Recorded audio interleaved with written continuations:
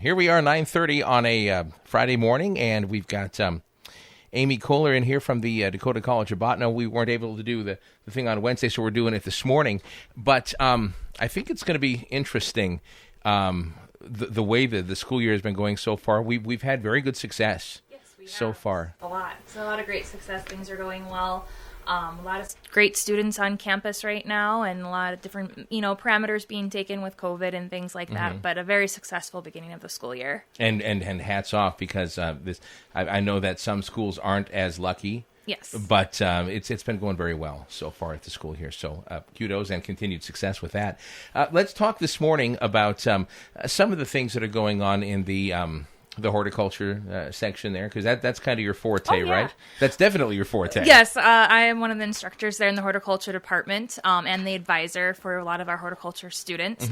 But the really cool thing going on right now, so yesterday, the Botno Public Schools had their Farm to School event. And so on Wednesday, we were able to harvest some of the crops we have on the DCB farm and provide those to the Botno School to serve to the local Botno School students. So they're able to have fresh vegetables and produce harvested and grown right here in Botno. And they were given cantaloupe, carrots, different types of peppers, including jalapeno and some different sweet peppers, and kohlrabi, I believe, as well. So they got to try all those different things. Maybe I don't know. I'm pretty sure some of those students may not have even had kohlrabi before, so it's pretty exciting. I'm not going to lie. I've never heard of kohlrabi before. It's a really good kind of root-like vegetable. Very delicious. I've heard of Colorado, but never kohlrabi. Calamari, too, but never. Very cool. And that's homegrown right here. Yep, and it was harvested by our students, actually. I had two volunteers for one of my horticulture science classes, Chelsea and Kaylee. They were awesome. They came out and they helped us harvest, and then actually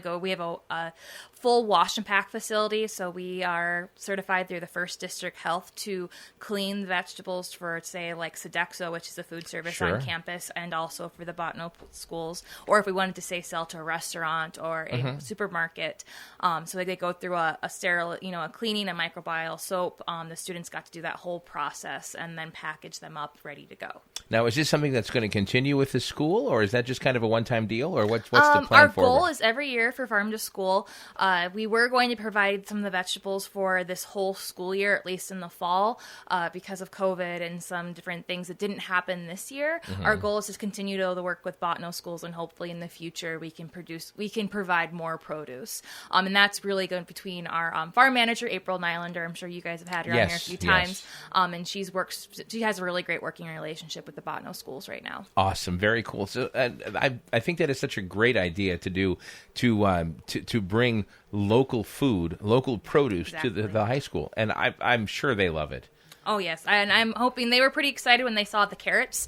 A Kids lot of love kids, carrots. they just see those little baby carrots you buy at the grocery store, and these were like legit with the roots still on, carrots that we had just dug up that morning from the ground. And so the lunch ladies were really excited, like, oh, the kids are these are gonna look so different from what they're used to. So. And honestly, you don't get any more fresh than that. No, you don't. That morning into school, that is so cool. Yep. So cool. So tell me about what's going on at the DCB farm in the greenhouse like right now. So harvest is in full swing. We are kind of winding down. Sadly, that early frost we had a few weeks ago did get to some. We do have some high tunnels, which help some protection. That's like a plastic covered building.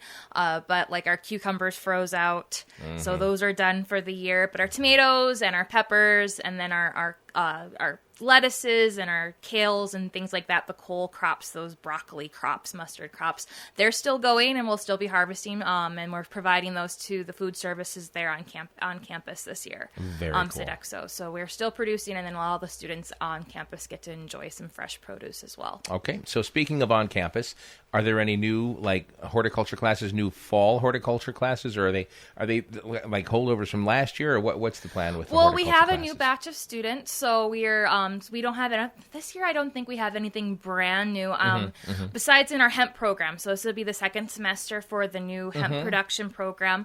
So there are a few new classes there that are going on. So it's not strictly in the horticulture program that I work with, but a lot of the students are the same, and I do have some of their students in my horticulture science class. Okay.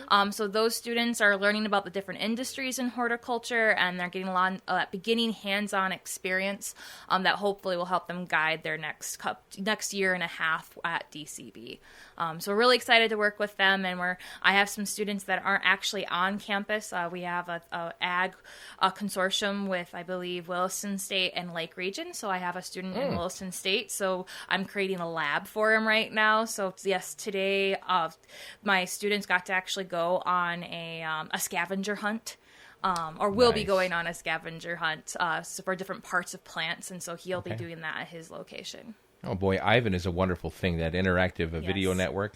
Very, very cool. So tell me about this new Farmers Market Mini Marketing Toolkit. What is that all about? So we've spoken a few times about this in the past. About a year and a half ago, almost 2 years ago, DCB received a Farmers Market Promotion Grant. And it's a USDA-funded grant, and the whole purpose of the Farmers Market Promotion Program is to promote farmers markets. So we received funding to help promote marketing for our farmers markets across the state.